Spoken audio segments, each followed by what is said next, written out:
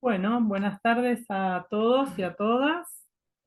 Bienvenidos y bienvenidas. Damos inicio a la última actividad del día de hoy del 12º Congreso Internacional ALACAUR, que hemos denominado Relaciones Públicas, Escenarios, Adaptación y Nuevas Tendencias. Mi nombre es Carolina Carbone, soy la directora de la carrera de Relaciones Públicas e Institucionales de la Universidad de Belgrano, soy docente de la Universidad Nacional de Lomas de Zamora y además soy docente en la Universidad Católica de Salta. Todas universidades que están presentes en este congreso y muchas otras que nos van a estar siguiendo desde México hasta Chile, Argentina, Perú, Bolivia, Ecuador, Colombia y seguro que me voy a olvidar a alguien más. Que así, bienvenidos nuevamente. Hoy tengo el honor de estar moderando este panel que realmente me llena de orgullo conocerlos personalmente a cada uno de ustedes, nuestros invitados. El panel, repito, se llama Retos para la Educación Superior e Investigación en Relaciones Públicas. Los que me conocen saben que me gusta muchísimo el tema de la investigación y que bueno, pedí especialmente a la Asociación Latinoamericana de Carreras Universitarias de Relaciones Públicas que tengamos un panel dedicado a la investigación, que así a estos grandes colegas a quienes voy a ir presentando, los voy a nombrar a todos ahora, pero voy a presentar a nuestra primera oradora. Les doy las gracias, la bienvenida y las gracias por haberse sumado a esta idea de tener este panel. Hoy nos van a acompañar, nos están acompañando Mónica Arzuaga Williams de la Universidad Católica de Uruguay, Ileana Seller, que está trasnochando, de la Universidad Autónoma de Barcelona, España, y Juan Carlos Molleda de la Universidad de Oregón de Estados Unidos, que al revés que Ileana está como 4 horas menos que nosotros. Esto es lo que nos permite la tecnología, estar conectados desde toda la Iberoamérica en este caso. Casi muchas gracias a los tres por haber aceptado esta invitación. Voy a empezar con la primera de nuestras oradoras y les voy a contar luego a todos. Van a tener un link para poner el presente de la asistencia a este panel y van a tener una certificación por presenciar el panel y luego les iré dando información a través del chat y los invito también a que hagan las preguntas a través del chat. Cada uno de los oradores hablará por aproximadamente 15 minutos y al finalizar esta ronda de estas 3 presentaciones tendrán tiempo de hacer preguntas, ¿sí? Entonces yo voy a leer las preguntas que ustedes coloquen en el chat. A los que nos están escuchando en el auditorio principal de la Facultad de Ciencias Sociales de la Universidad Nacional de Lomas de Zamora, los invito en todo caso a acercarles las preguntas a sus docentes o hacerlas a través del celular, ¿sí? Muchas gracias. Bueno, como les decía, nuestra primera oradora es Mónica Arzuaga Williams, en representación de la Universidad Católica de Uruguay. Mónica es doctora en comunicación por la Universidad de Málaga, profesora e investigadora en el Departamento de Estudios Organizacionales de la Universidad Católica del Uruguay y asesora en comunicación organizacional y opinión pública. Actualmente integra el comité coordinador de la Red Latinoamericana de Investigación en Comunicación Organizacional, representa a Uruguay en el Latin American Communication Monitor y a Uruguay, y voy a decir a toda Latinoamérica, porque la verdad que se ha puesto el capítulo Latinoamérica del proyecto que justamente nos presenta hoy, que es el futuro de las relaciones públicas y comunicación y el impacto social. Mónica, te doy la palabra, puedes hacer tu presentación. Muchas gracias por haber aceptado la invitación nuevamente. Bueno, muchas gracias a ti, Carolina. Me van a avisar si es que se está viendo. Sí, Mónica, se ve Está perfecto. perfecto. Si lo querés poner en modo presentación, está Sí, perfecto. Ta. Tengo que aclarar algo, y es que nos conocemos, como dijo Carolina, pero nos conocemos virtualmente, Tenés razón, Mónica, porque perdón, pero ya sí, hemos hablado tanto que es como si nos tanto que conociéramos sí, ya nos personalmente. conocemos hasta nuestros Sí, problemas familiares y de salud y todas esas cosas que uno comenta cuando son amigos, pero estas son las cosas maravillosas que nos dejó la tenés pandemia. razón, tenés razón. Me Ah, falta conocerte personalmente, mil disculpas. personalmente. Bueno, les cuento un poquito de este estudio. Este fue un estudio que propuso inicialmente Anna Adi y Thomas Stockler, que son dos investigadores ella de Alemania y él de Reino Unido, y que surge básicamente por una preocupación bueno, más que nada por las cuestiones del entorno, surgimiento de narrativas políticas y de líderes empresariales muy polarizadas, que las vivimos en América Latina, las conocemos muy bien, en algunos países más que en otros. Las crisis que hemos tenido, que no es solamente la pandemia, sino que hemos tenido y seguimos teniendo crisis que se van superponiendo y se van mezclando y uno ya no sabe bien si empieza, termina, y las causas y las consecuencias de una crisis de migraciones, de guerras, de desastres naturales, las tecnologías que se suman a todos estos desafíos éticos que todavía le falta bastante debate a la profesión en esos temas. Y, y bueno, todo esto hace como que se necesita un espacio de tiempo y estos investigadores proponen esta idea y en realidad nos fuimos juntando eh, como red, porque a cada uno le fue llegando la invitación de distintas personas y bueno, nos entusiasmamos y empezamos y formamos un precioso equipo de América Latina que además eh, lo cómico es que la mayoría también trabajamos con el monitor de Latin American, o sea que también trabajamos en lo que va a presentar Juan Carlos, que es el estudio más establecido, más constante que hay en nuestro continente, ¿no? Entonces, ¿cuál es la característica principal, la diferencia fundamental de este estudio o lo que lo distingue?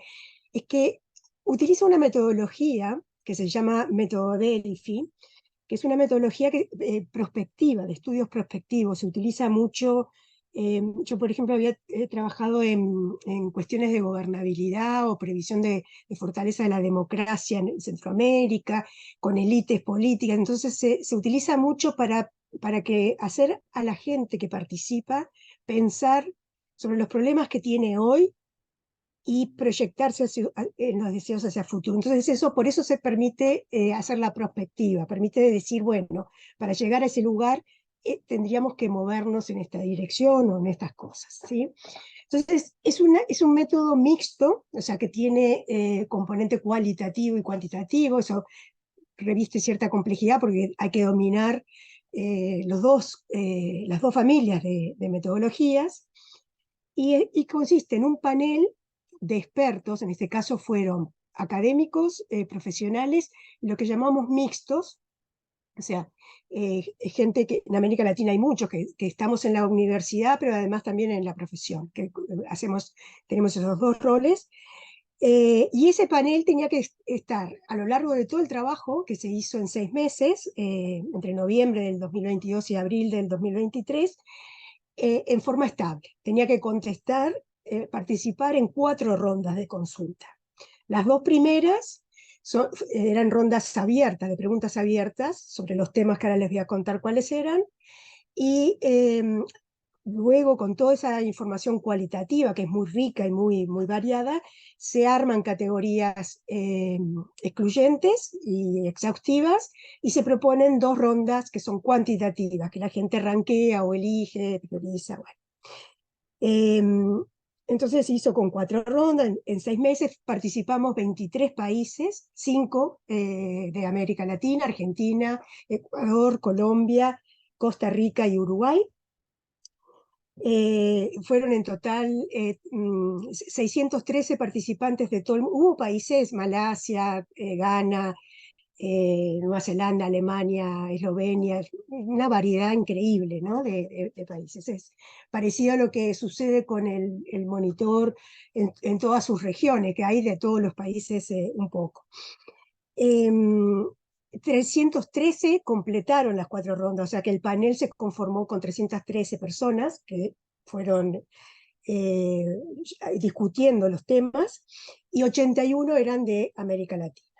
Los 3 temas centrales fueron, primero, la problemática de los múltiples grupos de interés, o públicos, o stakeholders, como quieran llamarles, que tienen necesidades distintas y expectativas distintas, demandas diferentes, y cada organización o cada profesional no tiene un solo grupo de interés, sino que tiene múltiples, y muchas veces esos intereses están en contradicción, ¿no?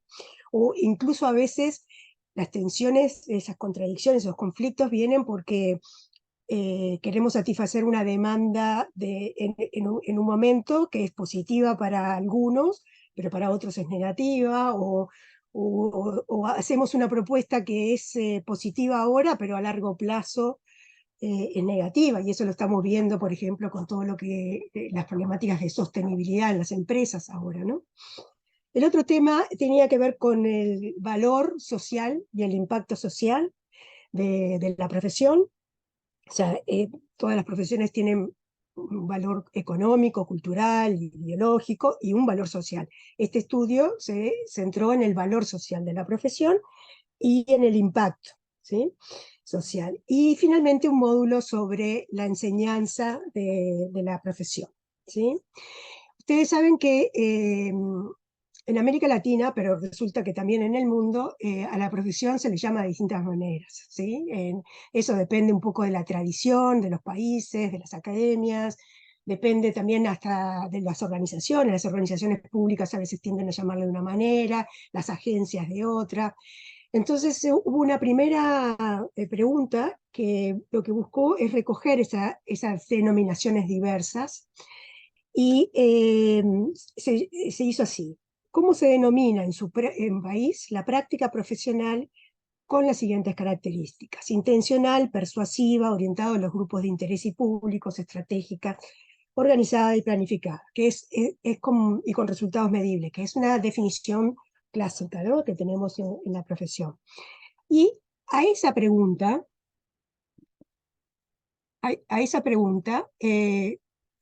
las respuestas que dieron en las distintas muestras, hubo 3 muestras, pues se hizo en 3 idiomas, en inglés, en turco y en español para Latinoamérica. Se ve que hay denominaciones distintas, ¿sí? En unos predomina relaciones públicas, pero no es el único, también se habla de comunicación estratégicas, en otro comunicación organizacional, pero también se habla de comunicación estratégica y relaciones públicas. O sea que hay una variedad de denominaciones, que hay una cosa interesante, que eso lo hemos visto con la red que mencionó Carolina, a la que pertenezco, que en América Latina, a diferencia de otros lugares, convivimos muy bien. Nos llevamos bien, nos leemos entre nosotros, conversamos entre nosotros, aunque nos llamemos de manera distinta. Y es una característica valiosa del continente.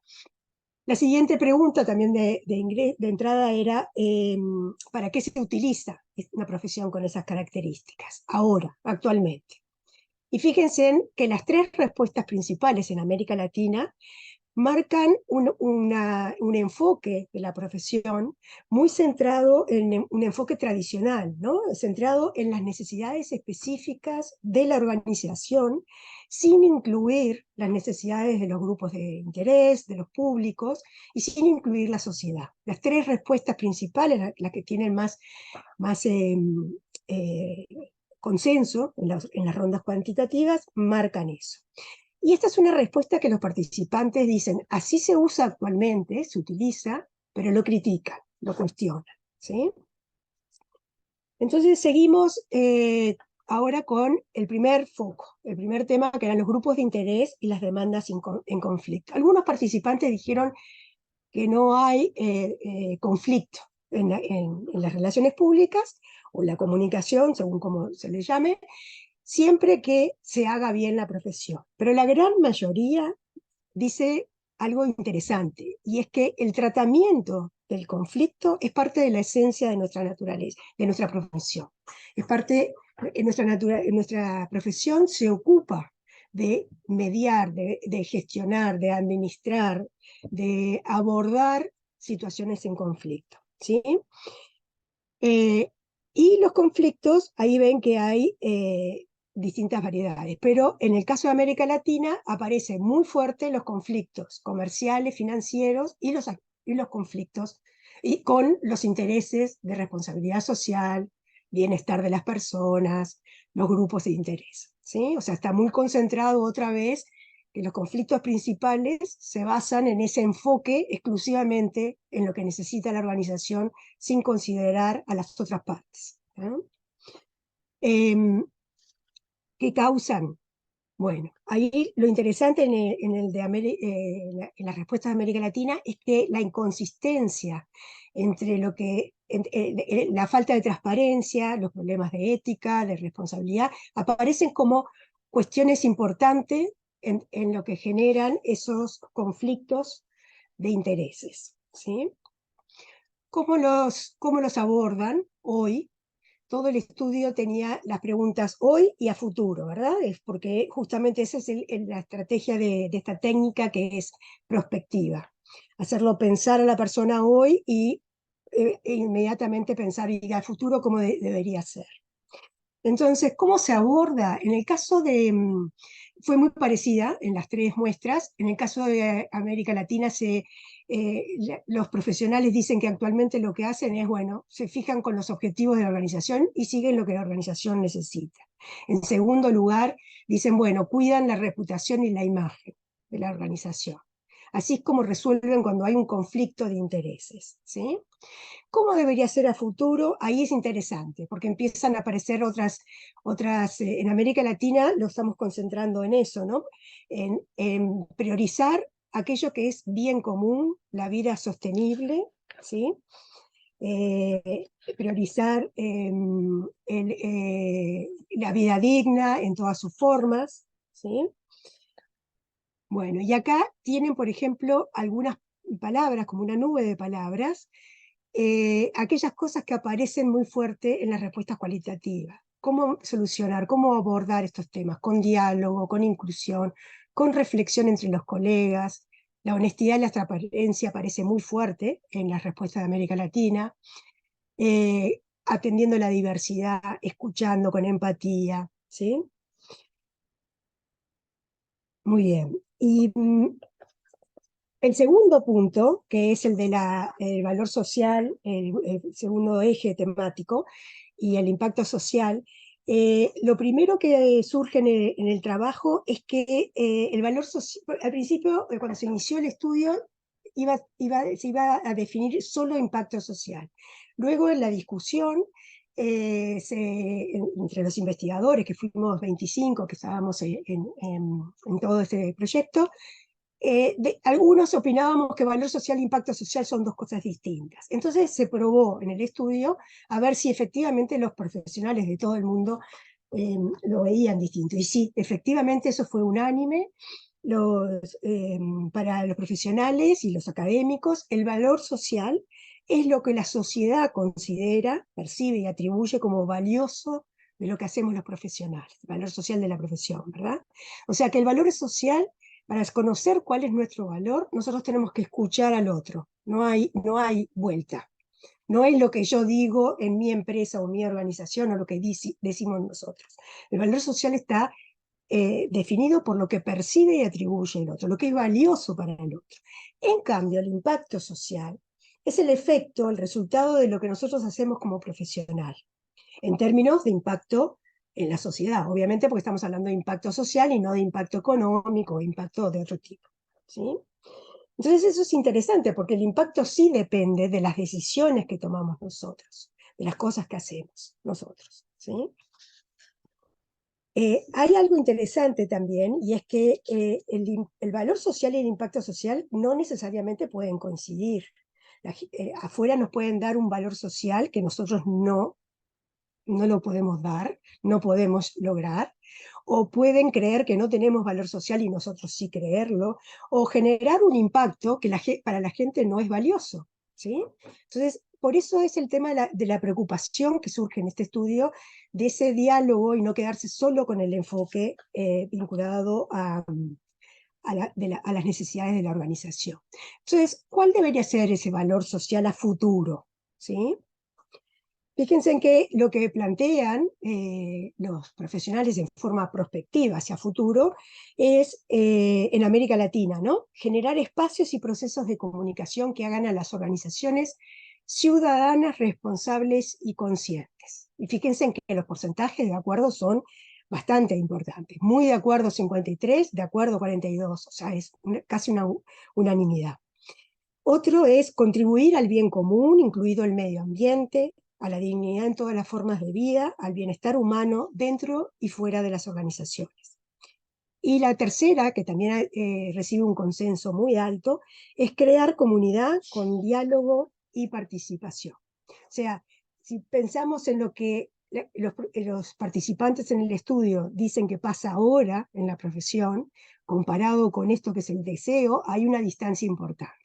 Y ahí hay un rol importante de la academia, ¿sí? Nosotros somos uno de los actores relevantes para poder dirigir nuestra formación hacia eso que es el estado deseado, ¿no? Eh, Hasta la síntesis, y estas también son palabras que salen de las respuestas cualitativas y que presentan, bueno, cómo hay que abordar ese cambio hacia el valor social, ¿no? Cambiar la actitud, mantener la coherencia, preocuparse por el cambio climático, por la sostenibilidad, por los recursos sostenibles, por la justicia social, con una contribución medible. Eh, para darles un dato interesante de las diferencias en región, en países de Europa de lo que era la ex Unión Soviética, de Europa del Este, o países, o en Turquía incluso, las preocupaciones iban mucho más por el fortalecimiento de la democracia y los derechos humanos que lo que fue en América Latina. O sea, la sociedad, el contexto, marca una diferencia de cómo cuál es el valor y cuál es el impacto que deberíamos tener como profesionales según en donde estemos. Esto es algo bueno, Juan Carlos es uno de los, y Ana María Suárez, que también participó en este trabajo, han escrito mucho sobre lo que es el contexto social, el cambio social, cómo influye en América Latina como parte de nuestra profesión. Voy a dejar de compartir, pero les voy a mantener las últimas diapos que no las puse acá.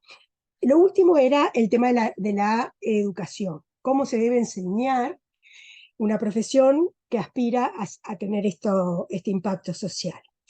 Y ahí también hubo coincidencia en las tres muestras, en todas las regiones.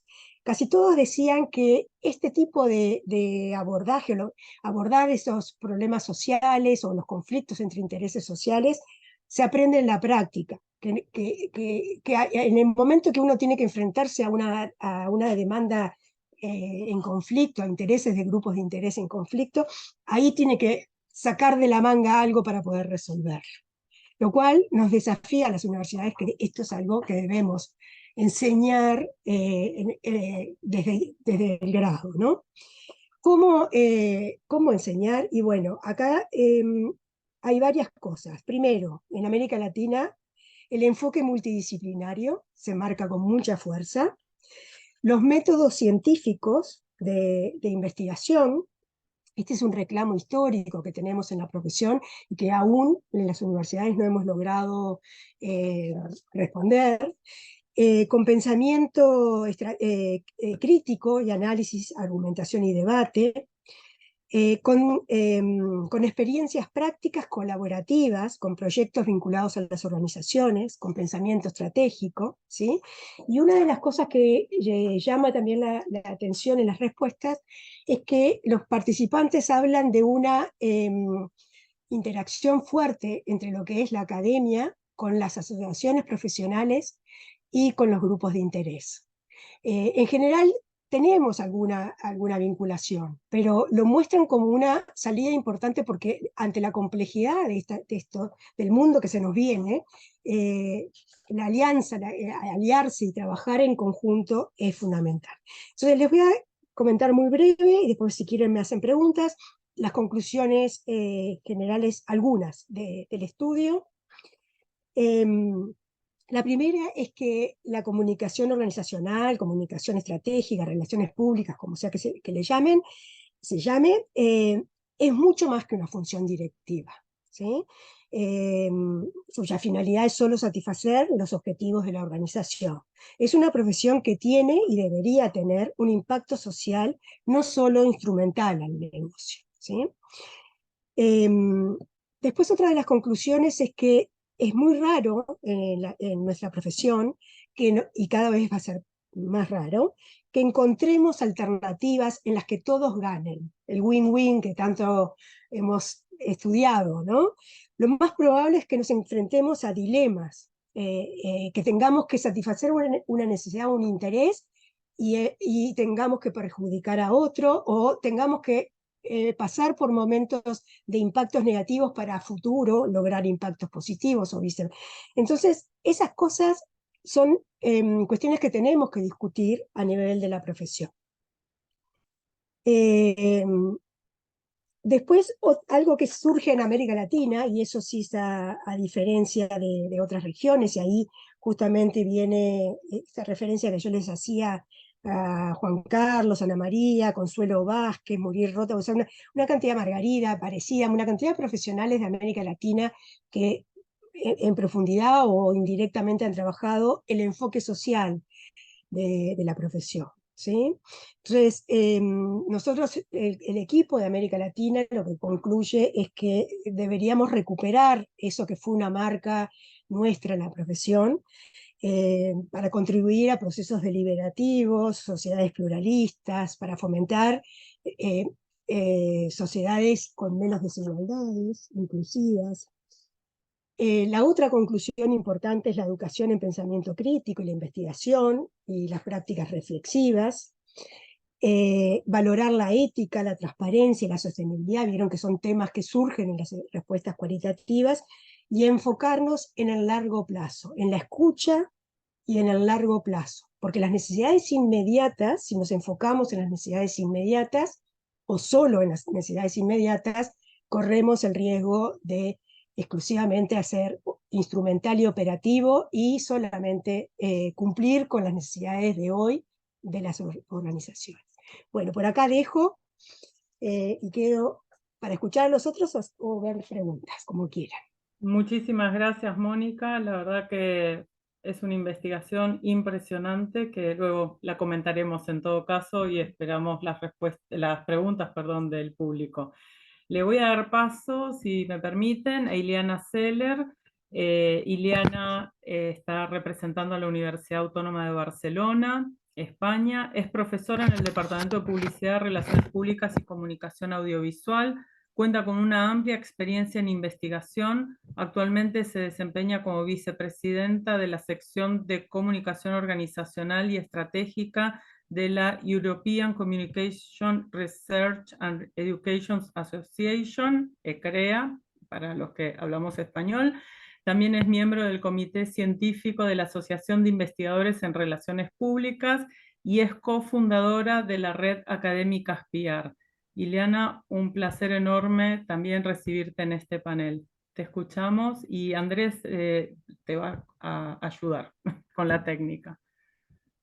Perfecto, muchísimas gracias Carolina por esta gran invitación. Para mí es un honor estar aquí, poder compartir bueno, con mis raíces, porque después de todo soy argentina también, llevo muchos años en España, pero me he formado allí, así que en mi licenciatura, así que nada, para mí siempre es un honor poder compartir todo lo que he ido avanzando en términos de investigación principalmente y que me ha ayudado a construir esta carrera académica que tengo hoy en día aquí en España. Así que bueno, para este panel del día de este congreso, he decidido trabajar algunos de los, bueno, comentaros un poco algunos de los resultados y todo el background que hemos estado trabajando con la red académica Aspiar.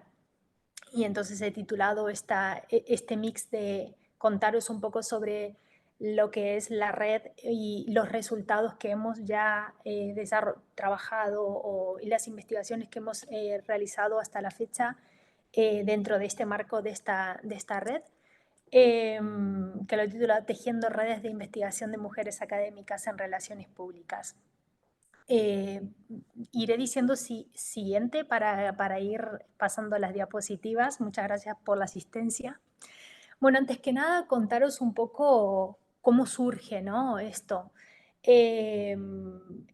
Particularmente Académicas Aspiar. Bueno, Académicas Aspiar es una red de académicas que básicamente lo que buscamos es estudiar y difundir el trabajo y la investigación de y sobre las mujeres en relaciones públicas. En realidad esto nace a partir de un contexto y una situación particular en España, pero en realidad tiene una idea de proyección hacia afuera.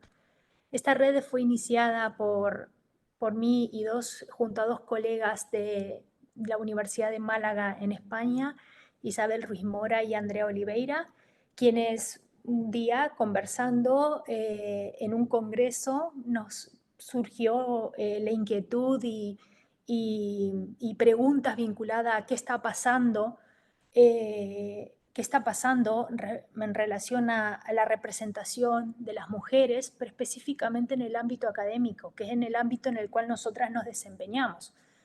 Como sabéis, España, la carrera académica básicamente se centra y se refuerza en el ámbito académico. Es un contexto bastante diferente a cómo se desarrolla, por ejemplo, en el contexto de Argentina, porque nosotros tenemos que ir trabajando para construir una carrera en la cual la docencia y la investigación son nuestros grandes pilares.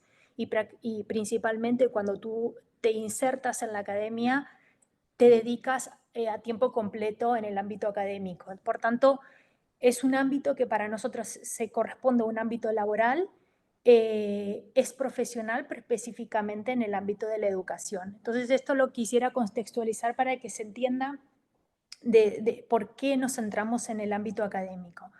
Al ser las tres académicas, Andrea de hecho es de Brasil, también llegó hace muchos años a España y también hizo carrera académica ahí. Yo, que venía de Argentina, Isabel, que ella es española, empezamos a tener muchas preguntas acerca de qué está pasando, ¿no? Vemos que es una carrera habitualmente larga, ¿sí?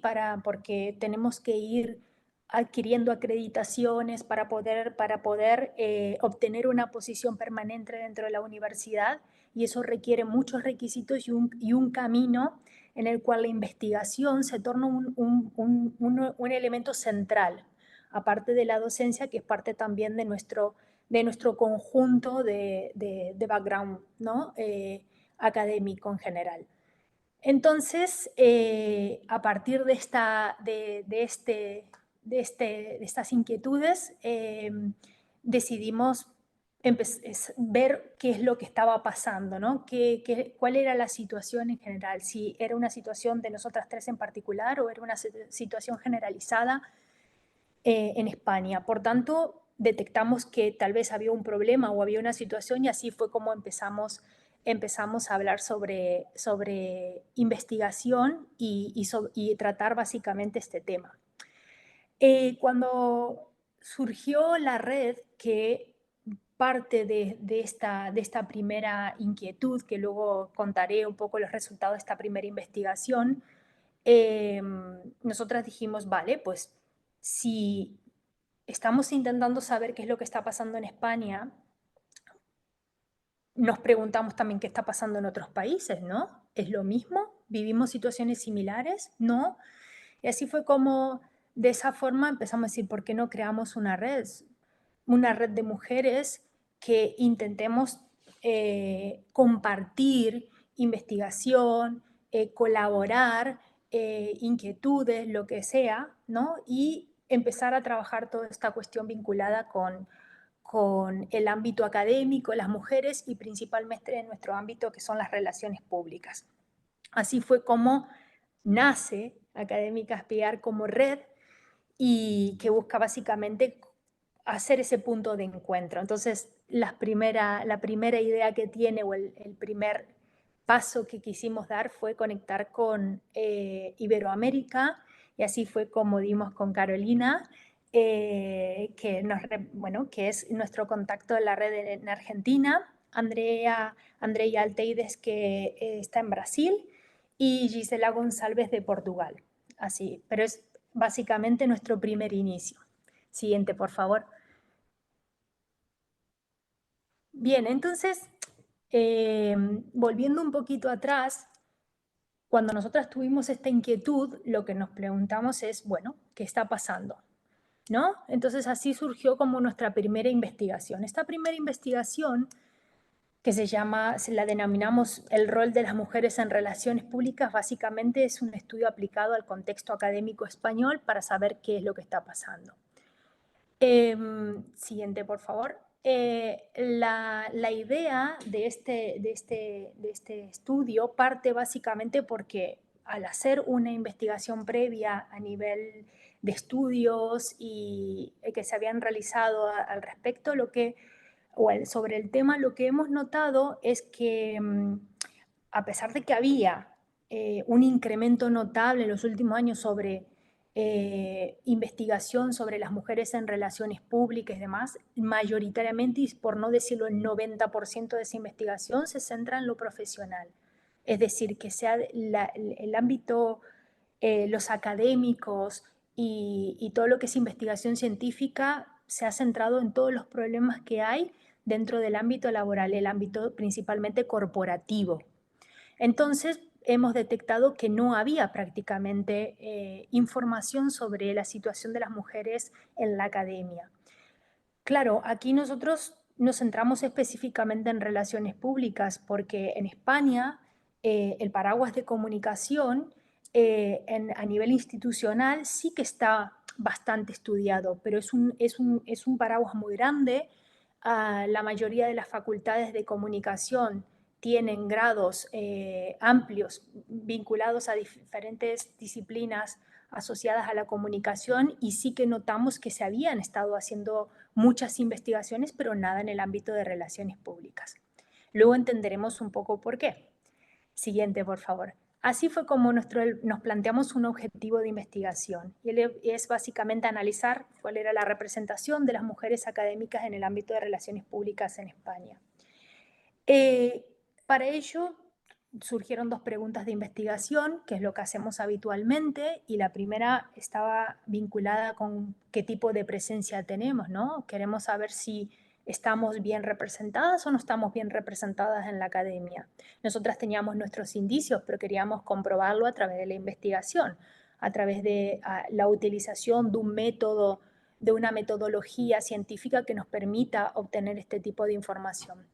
Y por el otro lado, queríamos escuchar las voces de esas mujeres y entonces nos preguntamos qué roles adquieren las mujeres de relaciones públicas dentro del sistema universitario en España. ¿Qué es lo que está pasando con esas mujeres? Siguiente. Entonces, para ello, lo que decidimos es hacer dos tipos de estudios. Primero, partimos de un estudio más cuantitativo, un estudio cuantitativo en el cual trabajamos la técnica que es el análisis de contenido para saber básicamente qué nivel de representación tenemos. Entonces, lo que primero decidimos hacer es identificar todas las universidades donde se imparten estudios de relaciones públicas en España, que como sabéis hay un gran número de universidades que tienen el tan conocido llamado grado de publicidad y relaciones públicas, pero que actualmente está habiendo un cambio y están surgiendo algunos grados más vinculados con comunicación de las organizaciones, intentando adaptarse más a las tendencias actuales, pero bueno, históricamente era así y casi todas las universidades públicas lo tienen a ese grado. Entonces, por eso encontramos unas 38 universidades públicas que enseñaban, que tenían este grado de relaciones públicas. Y después fuimos a ver a nivel privado qué había y también encontramos un volumen bastante alto y bastante proporcional de 34 universidades privadas que también enseñaban relaciones públicas. Una vez que tuvimos la muestra de universidades, lo que decidimos hacer es buscar esta información dentro de las páginas web institucionales. Ahí nos planteamos dos categorías de análisis y básicamente nos tuvimos que limitar a dos por la limitación de el nivel de limitación de la información que teníamos en las páginas web. Hay muchas páginas web institucionales universitarias que no brindan toda la información sobre los cargos o, por ejemplo, a nivel de investigación, quienes tienen proyecto. Esto se extrae de algunas webs externas, pero tampoco dan información histórica ni permite conducir un estudio adecuado para brindar datos concretos y poder hacer un análisis evolutivo y por tanto nos hemos centrado en los aspectos donde sí podíamos obtener información. Entonces así planteamos dos categorías de análisis. Por un lado trabajamos lo que es gestión y queríamos saber qué nivel de representación tenían las mujeres dentro de los equipos de canales y o dirección de centros. A nivel de resultados, luego solo nos tuvimos que quedar con equipos de canales porque en dirección de centros no detectamos mujeres de relaciones públicas específicamente que estén a cargo de dirección de centros.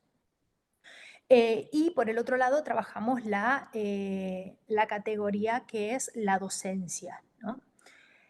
A nivel cualitativo decidimos realizar un focus group que consideramos que lo mejor era charlar, crear un espacio de conversación donde las mujeres se sientan cómodas para tocar 3 temas que consideramos que eran importantes como lo que es liderazgo o barreras o desafíos de las mujeres académicas en relaciones públicas.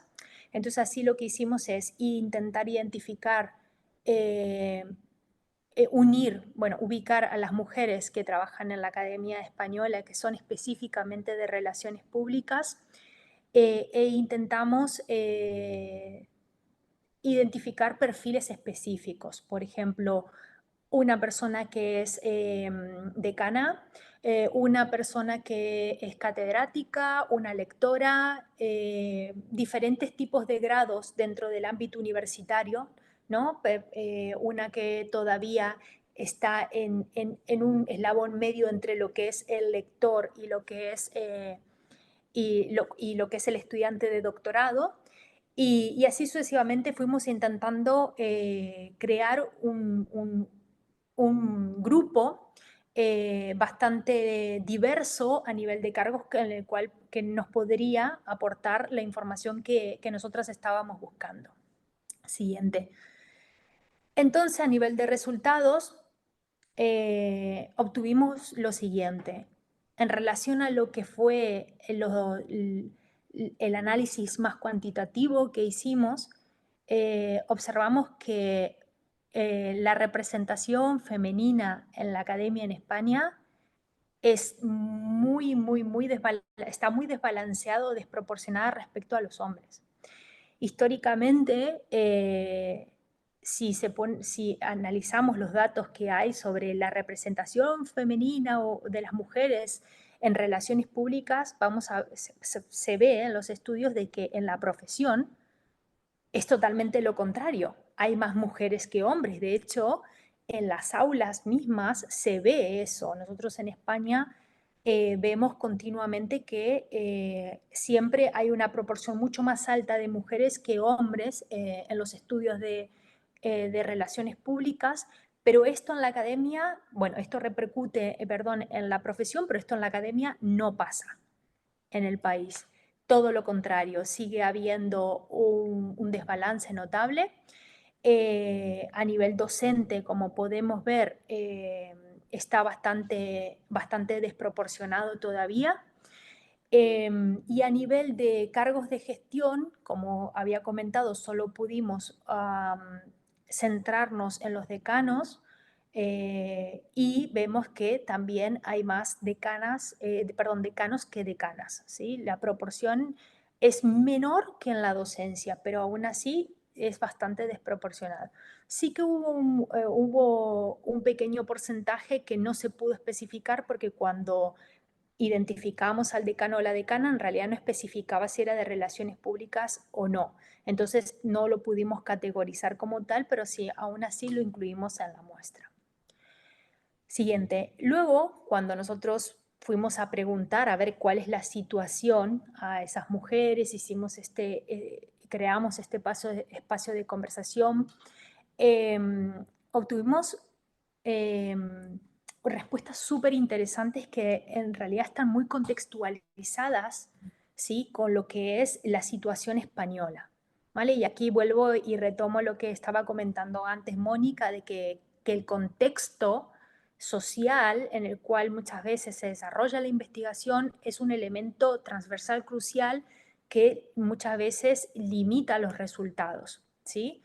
Entonces aquí lo que vimos es que a nivel de liderazgo, lo que más se comentó es que en España el liderazgo está directamente relacionado con el cargo que se obtiene. Es decir, nosotros en España tenemos un sistema de acreditaciones para poder ascender dentro de la academia. Tú tienes que ir adquiriendo acreditaciones que las da, que es una evaluación externa que hace un organismo público. Coge tu currículum, lo analiza y determina si tú estás o no apto para obtener esa acreditación. Actualmente tenemos cuatro niveles. El primer nivel es el lector, que es como llamamos el joven investigador, ¿no? Luego tenemos un contratado doctor, según lo que es la ANECA, que es el organismo español, porque luego también hay autonómicos, pero tomo el español. Tenemos el contratado doctor, que en este caso es un nivel intermedio. Luego tenemos es un nivel intermedio entre lo que es un titular y lo que es un joven investigador. Luego viene el titular y finalmente tenemos al catedrático. Entonces, en la academia, para que tú puedas adquirir a un cargo puedas obtener, perdón, un cargo de liderazgo, no tienes que sí o sí ser al menos un contratado doctor, ¿vale? Y hay cargos en los cuales sí o sí tienes que ser titular, ¿vale? Es decir, tienes que haber pasado 2 acreditaciones positivas para poder aspirar a esos cargos. Por tanto, está directamente relacionado con la acreditación, como lo comentaban las mujeres. ¿Qué pasa aquí? Claro, se vienen las barreras, porque lo que explicaban las mujeres es cuando tú llegas a la academia, ya tendrías que haber hecho un doctorado y luego a partir de ahí tienes que obtener crear un currículum para que se te pueda otorgar la primera acreditación, con lo cual también requieres un tiempo. Y cuando ya pasas a la segunda acreditación ya puedes obtener un puesto permanente, ¿vale? Es decir, que eres un empleado permanente de la universidad. De lo contrario, eres un empleado a tiempo parcial, a tiempo completo, pero temporal, ¿vale? Entonces, ¿qué pasa aquí? Lo que decían las mujeres, cuando tú llegas a tener ese puesto permanente, la primera barrera que es la conciliación personal-familiar. Es algo que se discutió mucho, la familia. Aquí las mujeres muchas veces tienen que delegar o dejar de lado la maternidad como un elemento importante dentro de sus vidas, dentro de la academia. Y claro, cuando llegan a este puesto permanente, muchas deciden tener, por ejemplo, familia o estabilizarse en esta cuestión, con lo cual tienen que bajar el ritmo de producción científica o el ritmo de actividad en este aspecto, sobre todo de investigación. Por lo tanto, aquí hay un problema porque se desbalancea totalmente los siguientes ascensos, ¿sí? Porque requiere de mucho más tiempo poder generar ese currículum para poder llegar a un nivel mayor, como por ejemplo es o el titular o bien puede ser el catedrático. Por tanto, aquí los hombres tienen ventajas, ¿no? Y eso estoy hablando de que esto viene de un contexto que viene gobernado por estructuras patriarcales, ¿vale? Es decir, no estamos en un momento en el cual las cosas están cambiando muchísimo, pero esto viene arraigado. Las mujeres con las que hablamos son de diferentes edades, si bien habían jóvenes, también había mujeres de 50, sí, de más de 50 años, y por tanto sí que vienen acarreando estas estructuras que históricamente tenía España. Entonces, aquí es donde vienen los desafíos.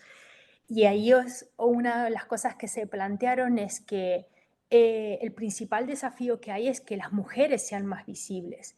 Entonces, lo que unánimemente surgió es que la necesidad de apoyarse mutuamente, la colaboración se convirtió en el elemento central para estas mujeres.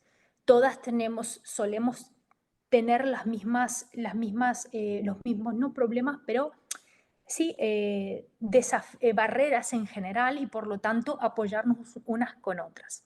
Siguiente. Entonces, como conclusiones, lo que llegamos en este estudio y que ha sido muy interesante es que primero, relaciones públicas sigue siendo un área minoritaria en la Academia Española. Y aquí no solamente por el hecho de que estamos muy lejos de alcanzar la paridad, ¿no? Y sobre todo en puestos de liderazgo, sino que dentro de las grandes facultades de comunicación, relaciones públicas es así pequeñito todavía. Y esto es algo bastante común, ¿sí? Y si nos ponemos y nos vamos un poquito más atrás otra vez, el grado de publicidad de relaciones públicas, y eso es algo que presenté en un estudio anterior y que hay muchos autores que han estado trabajando esta cuestión, hay también un desbalance notable en España porque es más vinculado a publicidad que a relaciones públicas, es decir, es más fuerte en términos de publicidad que en relaciones públicas. Entonces esto también influye, ¿vale?, en la representación que hay en la academia en el ámbito de relaciones públicas. Y por el otro lado surgió el hecho de que frente a todas estas barreras, desafíos que están viviendo, o sea, que están viviendo estas mujeres que trabajan en este ámbito, llegamos a la conclusión de que las asociaciones se convierten en un elemento importantísimo, y aquí vuelvo y lo había marcado, que lo había comentado Mónica previamente, es esencial, ¿vale? En este caso nosotros tenemos en España la Asociación de Investigadores en Relaciones Públicas, en el cual se genera un espacio de colaboración donde se trabajan estas inquietudes, estos problemas generalizados y se intenta mejorar. Este papel de esta asociación es fundamental y desconozco en otros países, pero sé que en el ámbito de Europa, no solo en España se está haciendo este trabajo desde esta asociación, sino que, por ejemplo, Uprera, CREA, están trabajando también en crear esta red de colaboración para intentar ayudar a la disciplina en Europa en general. Entonces, creo que esto es muy importante y creo que es esencial que se siga trabajando desde este tipo de asociaciones, no solo para solventar estos problemas de las mujeres en la academia, sino también para contribuir a la mayor visibilidad de la disciplina, ¿sí? Eso es algo que cada año se habla en los foros de profesores, en los congresos, de cómo podemos hacer que relaciones públicas siga siendo más visible. Siguiente. Entonces, como conclusión de esta investigación que ha decantado en esta red, es que la red de colaboración es la oportunidad más valiosa que tenemos actualmente. el enfoque individualista en la academia está desapareciendo totalmente. ¿Sí? Históricamente el enfoque era, de hecho, se premiaba por publicar solo y ahora, o sea, publicar artículos o hacer investigaciones individualmente. En cambio, ahora se premia por la colaboración. Y creo que todo este enfoque es algo del cual tenemos que aprovecharnos y utilizarlo para reforzar y para trabajar en conjunto todas estas situaciones, barreras, desafíos y cuestiones que surgen en nuestro ámbito, que son las relaciones públicas. También es el apoyo mutuo, la importancia de apoyarnos mutuamente y ayudarnos, ¿sí? Nosotros tenemos miles de ejemplos de compañeras que nos llamamos por teléfonos para, mira, tengo este problema, no te preocupes, te ayudo, lo trabajamos juntas y con Carol también a veces hablamos sobre estas cuestiones porque es la única forma que tenemos para colaborar y para poder crecer como disciplina. Todos intentamos tirar hacia el mismo lado. Por tanto, la idea es contribuir al fortalecimiento de la presencia de las relaciones públicas y principalmente reforzarlas en términos de ciencia y también trabajar y reforzar lo que es el liderazgo, que es algo que todavía tenemos mucho por hacer para que las relaciones públicas finalmente se posicionen como deberían posicionarse. Siguiente. Y creo que con esto simplemente hay que deciros que gracias y que estaré encantada de escuchar vuestras opiniones y todas las preguntas que tengáis. Aquí os dejo, está la web de Académicas PR, por si a alguien le interesa saber qué hacemos y que próximamente sepáis que se vienen proyectos porque esta red que empezó en España ahora mismo lo que empezará en los proyectos en países como en Argentina, que el próximo año Carolina estará emprendiendo la investigación en Argentina para saber cómo está la situación. Así que nada, estamos muy contentas y esperamos poder seguir contribuyendo no solo a la disciplina, sino que también a la ciencia.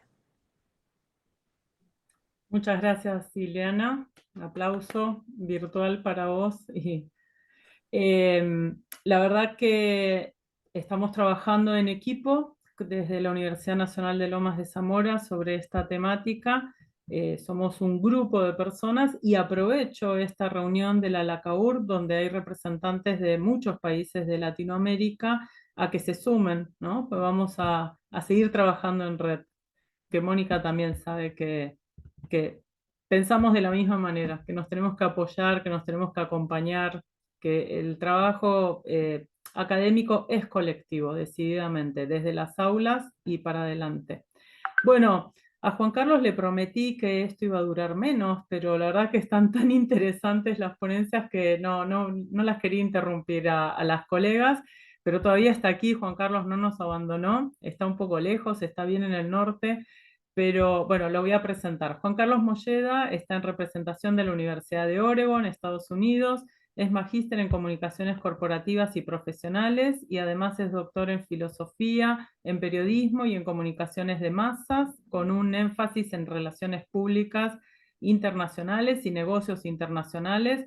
Es profesor y es decano de la Escuela de Periodismo y Comunicación en la Universidad de Oregon. Es investigador con amplia experiencia en el campo de las relaciones públicas y gestión de la comunicación, colega, amigo, hace poco estuvo de vacaciones en Argentina. Y bueno, para mí un placer presentarte, Juan Carlos, y que nos cuentes un poco sobre este trabajo tan importante que haces junto a otro colega, Alejandro Álvarez Noel, dirigiendo el Latin American Communication Monitor. Bienvenido, Juan Carlos. Muchísimas gracias, Carolina. Es un placer para mí estar aquí y con los amigos de ALACAURP y los estudiantes y los colegas que nos acompañan. De verdad que yo he acompañado a ALACAURP desde su inicio, se puede decir. Me gustaría volver a encontrarme con con el grupo en persona. Voy a hablarles del Latin American Communication Monitor. Es un estudio multinacional.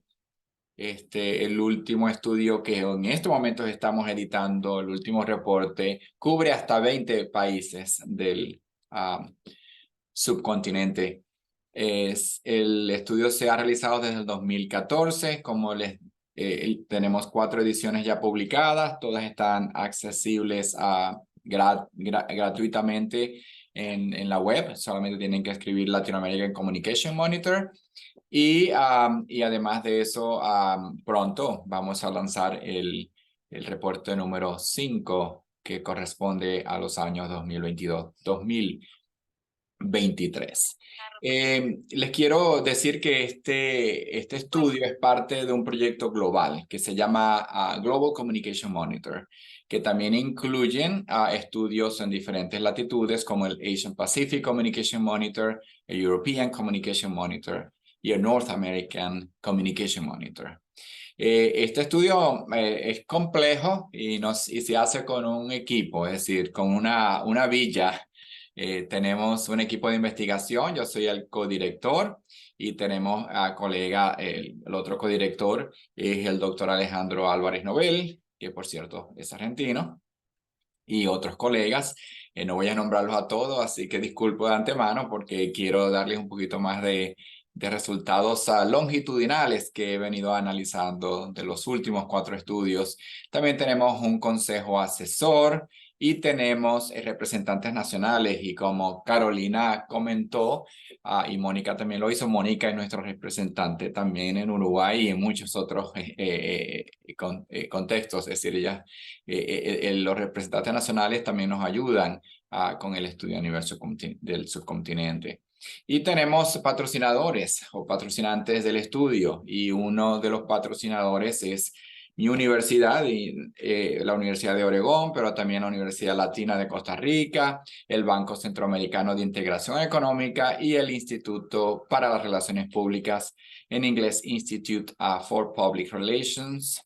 Yo fui parte de la junta directiva del instituto desde el 2015 hasta este año 2023.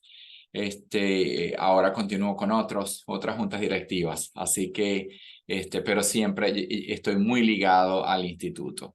Cada año tenemos temas diferentes, y desde el 2014 los primeros temas tenían ya que ver en el 2014 con la era digital, también con el estatus de la comunicación en las organizaciones, la perspectiva de género y los roles de género, y también los usos de medios sociales.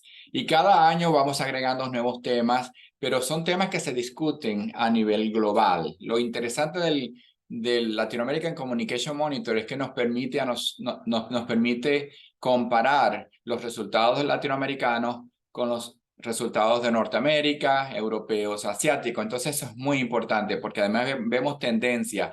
Y si ustedes leen los estudios, y los invito también que busquen el European Communication Monitor, por ejemplo, se darán cuenta que los profesionales estamos enfrentando asuntos y oportunidades similares en el mundo. Es decir, no estamos ni atrasados ni adelantados, sino que estamos viviendo un mundo interconectado con grandes retos tecnológicos, grandes retos económicos, grandes retos sociales.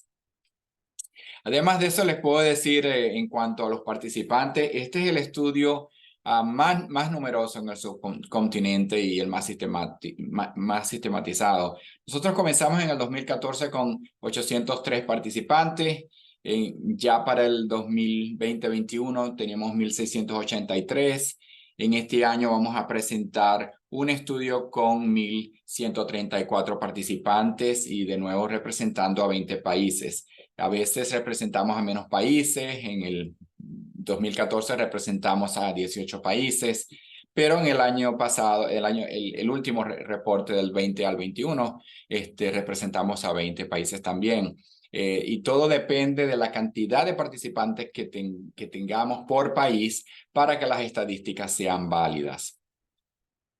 Una de las cosas, de los temas más importantes que los profesionales nos dijeron en cada año, voy a solamente a nombrar los temas más importantes que los profesionales nos dicen, estos son los temas más importantes, estos son los temas que nos interesan más en nuestros contextos. Y los temas son los siguientes. En el 2014-2015 era cómo alinear las estrategias de comunicación con la organización, una cosa que hemos hablado mucho, pero que sigue siendo importante, porque estamos trabajando con organizaciones que tienen objetivos y metas. También el segundo tema fue cómo enfrentarnos a la evolución de los medios sociales y a la evolución digital, que todavía seguimos enfrentándonos a esta evolución que no se detiene. Y el tercer tema en el 2014 y 15 fue cómo construir y cómo mantener confianza en las organizaciones. Y me imagino que ustedes sabrán que siempre la confianza es difícil obtenerla, pero es muy fácil perderla. Y sigue siendo un tema importante. En el 2016-17 los temas siguen, uno de los temas que siguió siendo importante, y es un tema que siguió siendo importante en el 16, en el 18, en el 20, yo creo que en el 22-23 también va a ser importante, que es enfrentarnos a la evolución de los medios sociales y a la evolución digital. El segundo tema del 16-17 fue cómo tratar de hacer más fuertes, más sólidos el papel, la función de la comunicación en las organizaciones, que también es un área que estamos muy interesados de consolidar. Y finalmente, cómo lidiar con la rapidez y el volumen del flujo de información, que está relacionado también a la evolución digital. En el 18 y el 19... otros dos temas importantes fueron el uso de Big Data y de algoritmos, y también cómo seguir lidiando con asuntos de transparencia y con audiencias cada día más activas. Y finalmente, el último reporte, los temas más importantes, además de la evolución digital y medios sociales, además de la Big Data y algoritmos, también es explorar nuevos modelos que produce o distribuyen, cómo producir y distribuir contenidos. Que como ven, los temas están relacionados y no son temas que son aislados. Una cosa importante de nuestro estudio es lo que se llama cómo determinar cuando un departamento de comunicación, de relaciones públicas, o cómo se llama. Mónica dijo que hay varios nombres que se usan para estos departamentos, y eso es así, pero lo importante es que sabemos lo que esos departamentos hacen. ¿Qué características tienen esos departamentos para considerarse excelentes? Entonces, es un área muy importante del estudio que se ha hecho a través de los años, y cómo un departamento tiene mejor performance o tiene una mejor serie de acciones y de estrategias y de tácticas sobre otros departamentos de comunicación, relaciones públicas. Y hay dos aspectos importantes, una parte interna y una parte externa. La parte interna se llama influencia, como el departamento es influyente dentro de la organización, y la parte externa es cómo se logran las metas que se trazan esos departamentos. En la parte interna, como dije, influencia, cómo somos asesores de la alta gerencia y cómo tenemos influencia con ejecutivos en específico. Y en la parte externa, cómo logramos éxito y cómo somos competentes en lo que hacemos.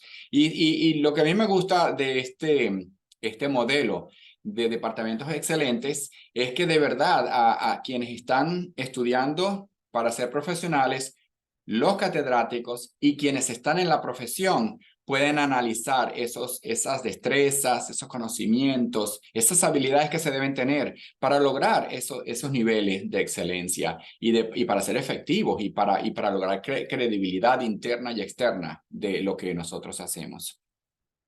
Y todavía hay mucho, es decir, cuando los profesionales se evalúan si sus departamentos son excelentes o no son excelentes, en realidad que todavía hay mucha carrera, hay mucho tramo por correr, es decir, todavía hay muchas oportunidades para mejorar. Por ejemplo, solamente en el 16-17, cuando se introdujo este modelo, solamente 17% de los departamentos se consideran excelentes. En el 18-19 solamente el 20% y en el 20-21 23%. Y yo me imagino que en este estudio vamos a seguir consiguiendo lo mismo. Es decir, que todavía tenemos muchas oportunidades para mejorar lo que nosotros hacemos en las organizaciones. Y los aspectos más importantes de esos departamentos excelentes, de las competencias que se deben tener como profesionales y como equipo para lograr esa excelencia, es la importancia, por supuesto, de la comunicación, la importancia de la gerencia, la importancia de saber sobre negocios, la importancia de conocer sobre tecnología y la importancia de saber cómo utilizar data, es decir, sobre todo análisis de datos. ¿Qué hemos aprendido en cuanto a la excelencia? Que hemos aprendido que los profesionales que trabajan en departamentos excelentes tienen mayor participación en los comités ejecutivos de las organizaciones. Que los profesionales trabajan más en estrategia que solamente en tácticas, en prácticas, pero en estrategia también de las comunicaciones. Que consideran temas estratégicos y profesionales como gran importante, es decir, que se mantienen al tanto de las tendencias. Que también dan importancia a las expectativas de los stakeholders o de las expectativas de las audiencias de los públicos en los medios sociales. Que perciben que hay más equidad de género en sus organizaciones. Es interesante.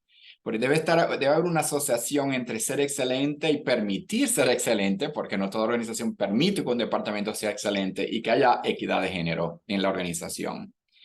Que hay menos trabajo en exceso, es decir, menos horas extras, menos trabajos que se hacen después de las horas normales laborales.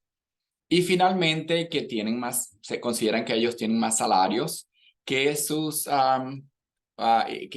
que personas en otros departamentos que no se consideran excelentes. Sí que hay una asociación estratégica, pero hay una asociación también financiera o económica. ¿Qué más aprendemos de los departamentos excelentes? Y hago énfasis en los departamentos excelentes porque es una parte muy importante del estudio. Que la función de la comunicación está más asociada y alienada o alienada. Ayúdame aquí, Carol. Alineada. Alineada con a veces se me olvidan algunas palabras. Alineadas con los objetivos de negocio, que estos departamentos son más pioneros en el uso de Big Data y de analíticas, que también tienen una estrategia más avanzada para medios sociales, que contratan a profesionales más experimentados y con mayor calificación, que valoran lo que se llama el conocimiento de negocios y financieros, que pueden dar consejos sobre cómo mejorar la gerencia en general y la toma de decisión, que ellos ofrecen a sus colegas mayor posibilidades de entrenamiento, de manejar desinformación y noticias falsas, de registrar altos niveles de compromiso con el negocio, satisfacción con el trabajo y que logran retener a sus talentos con más facilidad. Y finalmente que están mejores preparados para enfrentar crisis, y eso se vio mucho durante la pandemia, que fue un periodo difícil para los profesionales. Veo que ya se me está acabando el tiempo, pero una de las cosas que me gusta a mí del estudio de Latin American Communication Monitor es que nos permite tener discusiones no solamente en la academia, pero también en el mundo profesional. Lo importante es que si ustedes tienen la oportunidad de ver esos estudios y leer un poquito los informes que tenemos de gratis en nuestra página, se dan cuenta que nos ayudan a determinar, ok, cuáles son temas importantes que nos están afectando o que son temas de oportunidad y cómo nosotros podemos establecer diálogos con el mundo profesional para que nos pongamos de acuerdo de qué se necesita para nosotros seguir avanzando esta profesión que es tan importante hoy en día. Una de las cosas al final que les voy a contar es que nosotros hemos estudiado muchos temas. Uno de los temas que llamó mucho la atención fue la satisfacción con el trabajo que sienten los profesionales de las relaciones públicas y la gerencia de comunicación. Y entonces, ¿cuáles son esos aspectos que influyen en la satisfacción laboral para los profesionales? Una es que lo que hacemos sea interesante y que sea diferente, es decir, que haya multiplicidad de asuntos que nosotros manejamos, lo cual es lo bonito y lo atractivo de nuestra profesión, que es dinámica. Que las personas que nos supervisan, nuestros superiores, la gerencia y los clientes, si somos agencia, valoren nuestro trabajo y nos den retroalimentación, nos digan lo que piensan de nuestro trabajo. Que el trabajo sea seguro y sea estable. Eso es importante, sobre todo cuando hay economías que son fluidas o que tienen grandes retos. Que el estatus de su trabajo sea alto y que sea reconocido como importante en las organizaciones. Por supuesto, que el salario sea adecuado, siempre hay la parte financiera, económica. Que hay un balance, una cosa que ahora cada día es más importante, y sobre todo para nuevas generaciones, el balance del trabajo y de la vida, que sea adecuado y que haya oportunidades de mejorar, de continuar, de desarrollar carreras. Entonces, eso es importante para quienes gerencian estas áreas, para saber qué motiva a los empleados que trabajan en relaciones públicas y comunicación estratégica o gerencia o gestión de la comunicación. Voy a terminar hablándoles de de las cosas más importantes que hemos aprendido con el Latin American Communication Monitor. Y una de las cosas que hemos aprendido es que se puede documentar las prácticas y las tendencias en Latinoamérica de manera sistemática y que se puede documentar como documento histórico, pero también documento que nos permite evaluar constantemente lo que hacemos y cómo lo hacemos y cómo aprendemos sobre la profesión e incluso que debemos seguir estudiando, porque estos estudios simplemente es una observación, una ilustración de un tiempo determinado con unos participantes determinados en un contexto determinado. Entonces siempre hay que seguir haciendo investigación. Que lo que hacemos incentiva el conocimiento, la producción de conocimiento y que nos ayuda a que los académicos de la región también sean conocidos a nivel internacional, no solamente en sus países, no solamente en la región, pero a nivel internacional. Y eso se ha logrado mucho cuando nosotros presentamos y tenemos más espacios para presentar a quienes están involucrados, que universidades y colegas están involucrados a nivel internacional, a nivel latinoamericano. Y también, finalmente, que, como dije anteriormente, estos temas críticos y esta estrategia de determinar cuáles son las tendencias y cuáles son los temas álgidos que competen a los profesionales y que interesan no solamente a los profesionales latinoamericanos, sino también a los profesionales de otras latitudes del mundo, nos permiten involucrar a la comunidad profesional y que sigamos conversando y que sigamos hablando de la importancia de la equidad de género, que sigamos hablando de la importancia de los departamentos excelentes, que sigamos hablando de la importancia de la tecnología y del entrenamiento, que sigamos diciendo, mira, decimos que es importante, pero no nos dan suficiente entrenamiento o no nos sentimos suficiente capacitados para enfrentar estos retos. Entonces nos da muchísimos alimentos y muchísimos insights para nosotros seguir analizando, para seguir conversando con los profesionales y para seguir incluso analizando la efectividad y de nuestros programas educativos. Entonces, espero que les haya podido compartir un poco a grandes rasgos lo que es el Latin American Communication Monitor. Les invito de nuevo a que estudien, a que busquen los reportes, los informes que son gratuitos y que esperen, por supuesto, el nuevo informe que sale pronto, del 22 al 23.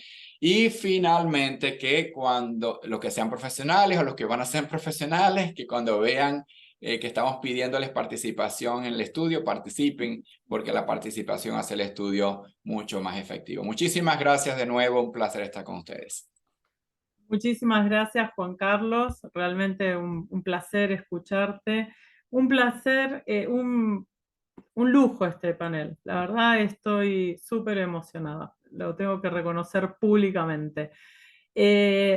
No hay preguntas en el chat, pero yo soy muy preguntona, los que me conocen lo saben, y tenemos una audiencia mayoritariamente de estudiantes y tengo una pregunta, la voy a hacer muy general y quiero que me contesten en forma breve. En realidad son dos preguntas para que vayan pensando. Y ustedes elegirán quién contesta primero porque quiero la misma pregunta para los tres. Yo creo que la base del avance en el conocimiento de nuestra disciplina es la curiosidad. Y teniendo en cuenta que tenemos mayoría en el público de estudiantes, me gustaría que les digan su experiencia o por qué decidieron investigar, qué los motivó, qué los motiva hoy en día, pero sobre todo si pueden retrotraerse en el tiempo cuando eran más jóvenes, lo siguen siendo por supuesto, pero digo, cuando eran más jóvenes, cuando estaban estudiando, ¿qué los impulsó a dedicarse a la investigación, a promover investigaciones incluso de otros como ustedes lo hacen? No sé quién quiere empezar.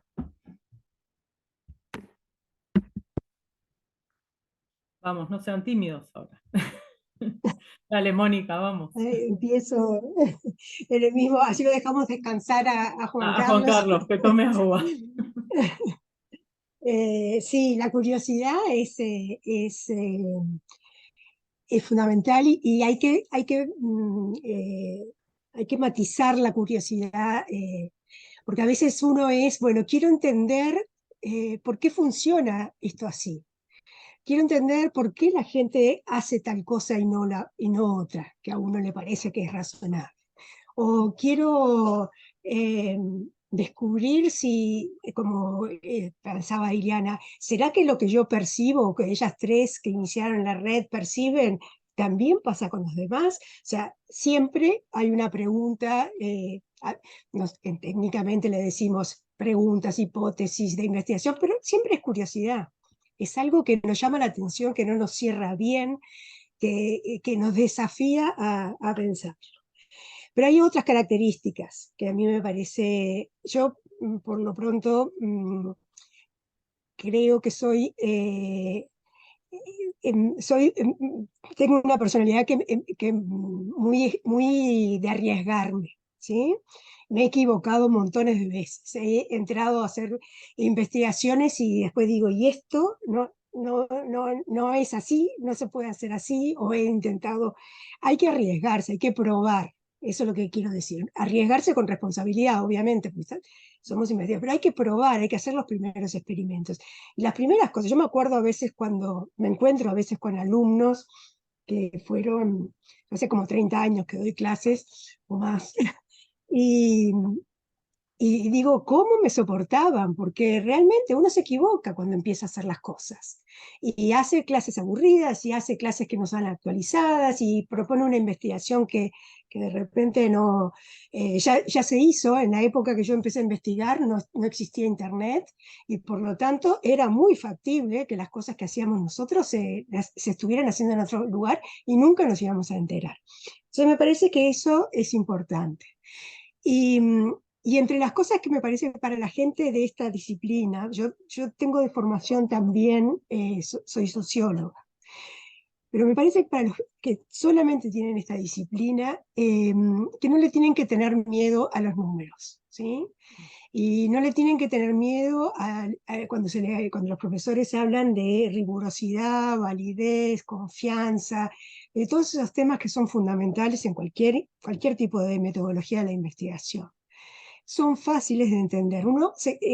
Yo a veces veo a los estudiantes como que se cierran y cuando ven números o que ven esas cosas ya no entienden.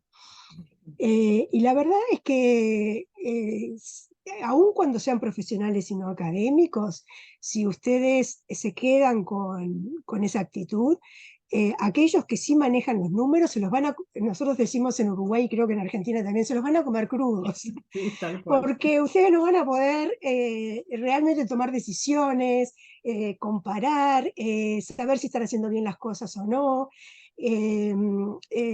Hacer preguntas buenas a los datos. Ahora pasa mucho con el tema de inteligencia artificial, por lo menos yo lo he visto con muchos colegas y con gente de profesionales, que, claro, piensan que sí, un montón de datos, un montón de información, de data, pero ¿y qué interpretamos con eso? Sacar la data, de repente los ingenieros son maravillosos, bárbaros, los analistas de sistemas, pero no lo van a interpretar. Si es para nosotros, nosotros somos los que tenemos que saber interpretar esa data. Entonces, no es que uno tiene que saber todas las cosas que sabe el ingeniero o el sociólogo, pero sí poder dialogar en el mismo nivel de legitimidad que tienen esas otras profesiones. Esto a mí, cuando terminaba Juan Carlos, me acordé que había un mensaje que yo quería decir, y él un poco al final lo dijo, es que el hacer estas investigaciones, nosotros hacemos carrera académica, investigamos, es nuestro trabajo, pero mejora muchísimo nuestra profesión en general. Y por eso me parece que es importante que participemos, que colaboremos, como decía Iliana, que participemos en las encuestas. Yo soy media como... a mí me llegan encuestas de todo tipo y las contesto porque sé el esfuerzo que hay detrás y el valor que Que tiene. hay un Porque tenemos investigador o más... un equipo de investigación atrás, ¿no? Sí, y además hay conocimiento que después Tal cual, lo compartimos todos y mejoramos todos. tal cual. Entonces, un poco por ahí venía mi respuesta. Gracias, Mónica. Gracias, Carolina, por la pregunta. Voy a contestar brevemente porque tengo otro compromiso. Les voy a contar que mi caso fue la vida me llevó a esto. Yo no tenía pensado ser académico o investigador. Yo trabajaba en Venezuela para un grupo financiero. Trabajé por 10 años, vine a los Estados Unidos para hacer una maestría, pero me encantó al leer las publicaciones, a leer los libros y a tener los seminarios que tuve, porque fui muy afortunado que mi maestría era en un programa que no era grande, que era pequeño y había mucha interacción con el profesor y mucha interacción con los estudiantes. Y una de las cosas que me impresionó más fue conocer a los autores de esos trabajos, a los autores de esos libros. Yo nunca es decir, en Venezuela yo sí creo que conocí a un par de esos autores de libros, pero que son más grandes que ellos mismos, es decir, que ya son leyendas en nuestros países y que a veces tú vas a una conferencia y los escuchas, pero era muy normal que mis mismos profesores eran autores de algunos estudios. Y eso me llamó muchísimo la atención, me dio mucha curiosidad y me interesé muchísimo en aprender cómo producir conocimiento, cómo crear conocimiento, qué significa crear conocimiento y qué sistema se utiliza para que el conocimiento sea válido y que a través del tiempo contribuya con este cuerpo de conocimiento. Y entonces cuando trabajé, en una de las cosas interesantes es que yo fui entrenado para escribir trabajos de investigación al final de cada una de mis clases. Incluso por primera vez yo tuve la oportunidad de presentar un trabajo en otra universidad, yo estaba en Virginia, fui a Pensilvania, a Temple University en Filadelfia, y presenté, y entonces me encuentro que yo era uno de los pocos estudiantes de maestría que estaba presentando en un seminario que la mayoría eran estudiantes de doctorado. Y yo soy muy competitivo, entonces yo dije, no, yo no me puedo quedar con una maestría, yo tengo que ahora seguir estudiando un doctorado, pero además, bueno, circunstancias me llevan a eso. Mi tesis de investigación, la tesis de la maestría, también fue una tesis que me enseñó muchísimo y que apliqué muchísimo. Tanto métodos cualitativos como cuantitativos. Entonces me enamoré de la posibilidad de hacer preguntas, de contestar preguntas y de aportar al cuerpo de conocimiento de nuestra área. Y después cuando la primera vez que vi una de mis publicaciones, la primera publicación que hice, y que se fue publicada en Public Relations Review, de verdad que eso me llenó el ego y el alma. La emoción. Y la emoción, entonces me picó ese bicho, me picó ese interés de seguir aportando y de seguir creciendo como investigador. Y esa es la historia, pero en realidad llegué ahí por casualidad, porque la vida me llevó a eso, el universo me presentó la oportunidad. Muchísimas gracias, de verdad. Gracias, Juan Carlos. La verdad que nos Ustedes. hemos extendido en el tiempo. Muchísimas gracias. Vamos a seguir con Ileana. Gracias. Seguimos en Chao, contacto, Iliana. Juan Chao, Carlos. Mónica. Chao, Juan Carlos, Gracias. encantada de verte. Chao. Gracias. Bueno, Ile. yo un poco creo que, fíjate que no conocía la historia de Juan Carlos, pero ha sido algo parecido. Resulta que yo en el año 2013 jamás en mi vida la investigación era algo que me llamaba la atención ni nada, pero sin embargo en el año 2013 quise ir a España a hacer un máster. Durante ese máster tuve la oportunidad de desarrollar una investigación, de formar parte de un grupo y dije, pues esto creo que me parece interesante y me gusta. Y así fue como yo empecé a tener algún cierto interés, pero jamás me había planteado un doctorado. Claro, yo creo que en Estados Unidos, como también aquí en España, para poder formar parte de la academia, sí o sí tienes que ser doctor. No hay otra forma, digamos, puede ser algún profesor colaborador, pero es otro perfil totalmente. Y resulta que mi tutor de doctorado en ese momento, que fue el doctor Capriotti, me dijo, yo creo que tú tienes algo para investigar. Y digo, es que me da curiosidad todo. Y ahí fue cuando me di cuenta que era una persona muy curiosa y que quería responder a todas las preguntas que tenía.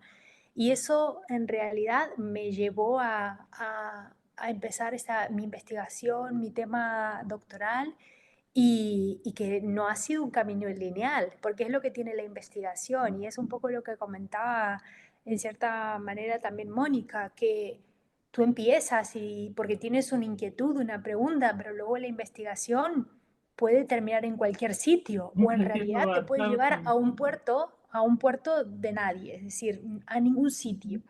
Y eso es algo que pasa habitualmente y por eso la investigación siempre es desafiante y tiene muchas emociones cargadas alrededor porque tú tienes una pregunta pero no sabes muy bien qué va a pasar con esa pregunta y si realmente la vas a poder concretar. Entonces yo sí algo que siempre recomiendo cuando alguien quiere empezar un proyecto de investigación, siempre le digo, dime cuál es el gap de investigación, ¿no? Tú tienes una pregunta disparadora, pero es muy importante que tú encuentres el gap. ¿Y cómo buscamos el gap? Porque a veces cuando es algo que se busca, o sea, se analiza mucho, ¿no? El gap.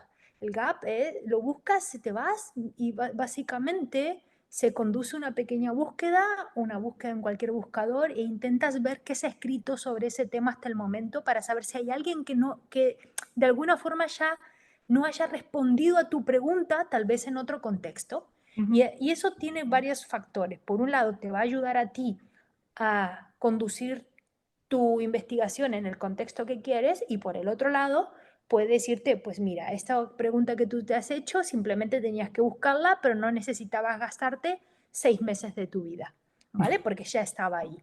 Eso es algo que siempre, siempre lo recomiendo, y de hecho cuando alguien quiere que le dirija, bueno, tesis doctoral, o siempre le pregunto, ¿no? Y le digo, dime cuál es el gap de investigación, búscalo y respóndemelo. Y entonces cuando tú me digas que esto es lo que está faltando, ahí es donde podemos generar conocimiento, porque al final la investigación busca generar conocimiento. Pero también algo que es muy importante y que yo siempre promulgo en la docencia, es que la investigación es algo que nos ayuda a solucionar problemas profesionales también. Por tanto, saber hacer investigación es importantísimo, y conocer las metodologías, como comentaba Mónica, también es importante. A veces uno se abruma con los números, pero por ejemplo, para mí es un elemento clave que un estudiante llegue a cuarto año sabiendo leer un estudio, sabiendo que es importante, como saber leer un paper, porque muchas veces es, o un estudio te ayuda a responder algo que tal vez te va a ayudar a tomar una decisión estratégica dentro de una organización o una agencia donde trabajes en el ámbito de la comunicación o relaciones públicas, o también puedes encontrar un estudio, perdón, un paper que te puede dar conocimiento de alguna forma para que tú también puedas tomar decisiones desde otra perspectiva. Son las dos vías que hay ahora para tomar decisiones que no te van a conducir a generar gastos,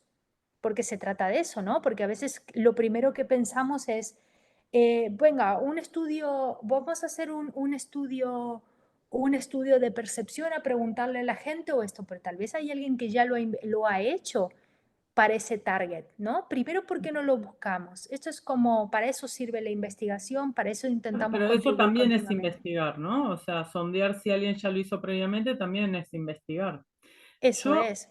la verdad que yo no las quería interrumpir, a ninguno de los tres los quise interrumpir y se nos fue el tiempo, o sea, creo que nunca más me llaman para moderar ningún panel de nada. Yo me quería charlando toda la noche con ustedes. Ile, para vos debe ser tardísimo. Los alumnos que están ahí en el auditorio firmes, no se han distraído ni un minuto, la verdad que los quiero felicitar a todos. Quiero agradecerles a Mónica y a Ileana especialmente. Tengo preguntas que fueron llegando luego, las vamos a tener que dejar para otra oportunidad. Yo también quería preguntar un montón de cosas, pero bueno, la verdad que ya me están diciendo, no tengo cucarachas puestas como en la televisión, pero más o menos que tengo que ir cerrando este panel. Quiero agradecerles muy, muy especialmente a Mónica, bueno, a Juan Carlos que se tuvo que retirar y a Ileana por habernos dedicado este tiempo. La verdad que los tres lideran investigaciones que son impresionantes, que tengo el gustazo de haber compartido, aunque sea un pedacito de esos trayectos de investigación, y me honra muchísimo decir que trabajamos de alguna manera juntos, juntas en este caso, con ustedes dos. Quiero también pasar un pequeño aviso, una noticia muy fresquita de hoy, y voy a pedir a la gente del auditorio, sobre todo, que aplauda de pie a Luz Canela Suji, que ha sido nombrada nuevamente presidente por otro periodo más de la LACAUR, de nuestra Asociación Latinoamericana de Carreras Universitarias de Relaciones Públicas. También quiero felicitar públicamente a Claudia Aravena de la Universidad de Viña del Mar, quien ha sido nombrada vicepresidenta de nuestra asociación. Y bueno, y tengo un montón de cosas más para contarles, pero el tiempo es tirano, no estamos en televisión, estamos en el Zoom, pero quiero, bueno, volver a agradecer a nuestras oradoras que todavía están presentes, e invitarlos que mañana continuamos con estas jornadas, con este congreso. Va nuestra segunda jornada, empezamos a las 12 del mediodía. Síganos en nuestras redes sociales, por favor, así tienen todo el programa, los links de acceso, etcétera. Y Luz, no sé, te acercaste ahí a la cámara, no sé si querés decir algo más. Ahí está, gracias, Caro. Bueno, gracias Mónica, Ileana y bueno, y Carlos obviamente por participar en estos espacios. Me resulta fundamental y bueno, lo venimos hablando con el resto de la asociación, que nuestros estudiantes, digo que hoy las tenemos acá, ay, qué horror, tan cerca. No, Me por favor. vienen de repente. Ahí, Bárbara, Bárbara. ahí está. Que puedan nada, interiorizarse en este trabajo y pensar también como la carrera académica, más allá de la carrera profesional, inserción profesional en consultoría, en espacios corporativos o en asuntos públicos, y también pensar en el espacio de investigación y de educación como una posible carrera, y precisamente, bueno, hacer como énfasis en todas las cuestiones, digo, rescato así rapidito, porque ya es tarde para todos, sobre todo para Ileana, estos conceptos que tienen que ver con el cambio social, con la justicia social, con la transformación, con el trabajo colaborativo, con tender redes. Creo que es un poco también el espíritu de Alacaurp, y por eso digo, las universidades que formamos parte estamos como un poco trabajando en esta órbita y en este sentido de construir comunidad académica para poder pensar nuestros problemas, para poder construir información, datos sobre esto que nos pasa, para ver cómo transformar estas realidades, en nuestro caso latinoamericanas, que tanto requieren también de nuestro aporte. Quería felicitar a Claudia Aravena, que es la representante de la Universidad de Viña del Mar, con quien empezamos ahora el camino de presidencia y vicepresidencia de la CAURP. Digo, venimos trabajando los últimos 2 años desde el espacio de la Secretaría, pero bueno, no quería dejar de reconocerla a ella y a todo el trabajo de su equipo de la Universidad de Viña del Mar en el fortalecimiento y en el despliegue de la CAURP del último tiempo. Gracias, Carolina. Gracias a todos. Gracias a todos y a todas por estar presentes. Gracias por darme este espacio, por darle este espacio tan importante a la investigación. Mónica, mi súper agradecimiento público por el trabajo enorme que hiciste para medir el impacto social de las relaciones públicas. Investigación que se las compartí y que recomiendo su lectura, por supuesto. Gracias, Ileana, por poner en la mesa a las mujeres académicas de las relaciones públicas, en la mesa de la discusión. Seguiremos con esa investigación. Acá ya Claudia también dijo que a la Universidad de Viña del Mar le interesa sumarse. Mónica seguro, yo sabía que también le iba a interesar. Y bueno, con Luz ya presentamos el proyecto en la Universidad Nacional de Lomas de Zamora y vamos para adelante, por supuesto. Gracias enormes. Buenas noches a todos y un aplauso por estar aquí, por acompañarnos en este congreso que sigue mañana. Los esperamos mañana. Gracias. Muchas gracias, un placer. Cualquier duda que he visto que alguien quiera algún consejo, no dudéis en escribirme, por lo menos de mi parte, yo encantada, siempre que puedo, y de hecho hasta charlo con los estudiantes que tienen interés a veces de seguir formándose en Europa o a emprender el camino de la investigación, así que encantadísima. Gracias, Pues Ileana. muchas gracias, muy buenas, para mí buenísimas noches. Buenas noches, gracias. Gracias a todos y a todas. Nos vemos pronto.